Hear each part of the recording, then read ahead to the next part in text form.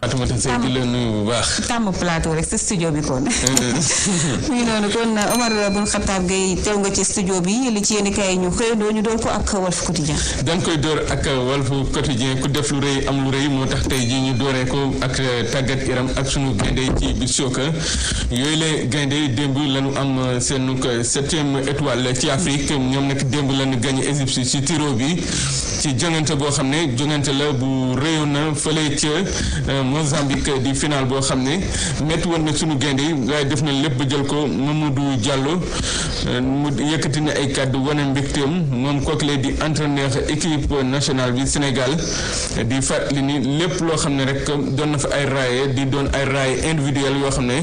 dañ koy bere kum ne ci ñoom démb Sénégal jël na ndam li wane dooleem ci kanu but choc boobule loolu mooy li gën a fës yéenekaay front de terre bi di Walf Quotidien beneen ko xibaar mi ngi ci Stades Quotidien dama koy topp doogu ñëw mooy li jëm ci but choc boobule ak champion d'Afrique bi ñu jël Stades Quotidien xëtam wu ëpp doole jagleel na ko ak sunu gaynde yi indil nañu tamit Saliou Ciss ci mondial bi amul club kan ba tey jii footballul wala bu dee football ca national la nekkoon moom Saliou Ciss latéral gauche bi équipe nationale doonoon meilleur latéral gauche ci Coupe d'Afrique bi ñu weesu moom bu deful nank bu dem ci mondial bi Stades di laaj ni Aliou Cissé daka war a zappé am déet ñu dellu ci Walf Quotidien nag léegi ñëw ci politique ak li ñeel lii di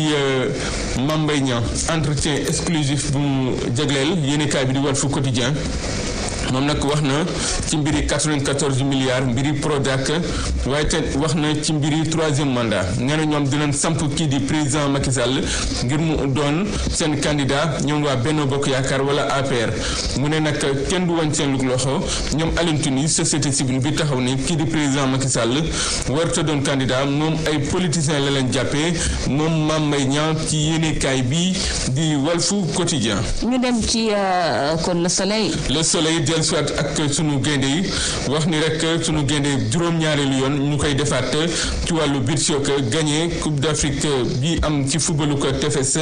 fii ci Afrique sunu gaynde yi Ali Seni Ndiaye doon meilleur gardien Seydina Magnon Diagne nekk meilleur joueur tournoi bi président Macky Sall nee na loolu rëy la loolu la sargale sunu gaynde yi ginnaaw ab tweet boo xam ne def na ko. ñu dem ci enquête yéen kaay yi def enquête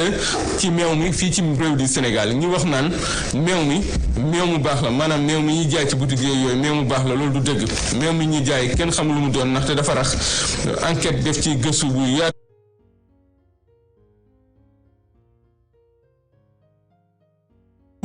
yooyu sekkee ni jëfandikoo ak njawee ni maanaam daal mbëri lekk ak naan moom kookle di Bintu Seck nee na liñ gis Sénégal fii mën nañ ko tuddee leneen ba mu des meew moo tax bu mu weex rek nga jaawle ko ak meew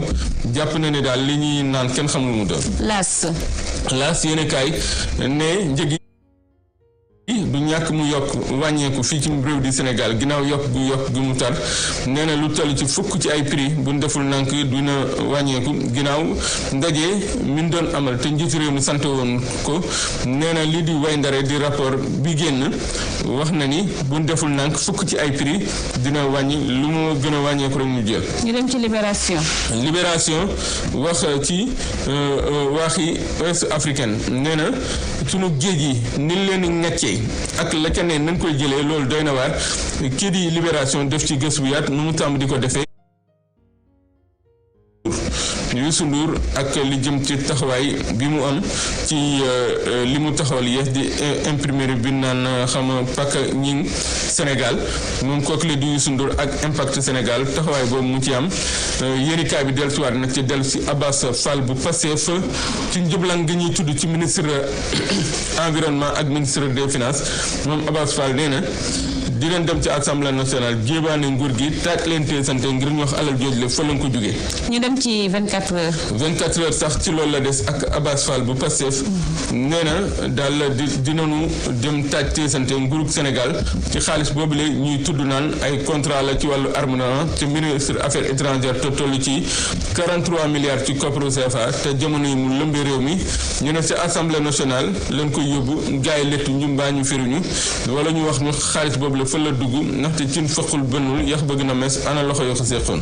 ñu dem ci beneen yéenekaay di Les Échos. Les Échos jox ñu ay écho ci Youssou Ndour ak ndaje mu mu seq ak kii di président Macky Sall ñoom ñaar rek ña nga doon jaayante wala ñu ngi doon waxante lu baax Touba Mbacké nag sagar ma ngay xeeñ ci diggante Xudamul Xadim ak police ba commissaire Thiombane nee na loi kenn sañu kaa teg ci kaw nit lu may yoon mooy ki la ko sant waaye nag doon ay taalibe warul tax ñu ne di jubbanti ay taalibe ñoo yor liggéey boobu la nag ca Touba Mbacké bokk na ci Serigne Amsatou Mbacké nee na ñoom ndigal lañu doxee bu dee ni nag kii di commissaire Thiombane nee na dañu kaa sacrifié. ñu dem ci l'info. moom commissaire boobu la ay kàddoom mi ngi ci yéenekaay bi di l'info mi ngi dellu ci digganteem ak gars yi yor ca Kaaraange ga ca Touba Mbacké. ñu dem ci le quotidien. le quotidien ñëw ci recasement ñi teer bi lor état bi nag lu toll ci juróom benn fukk ak juróom ci ay hectares la leen na fas yéene jox maanaam mu doon seen dëkkuwaay forêt classée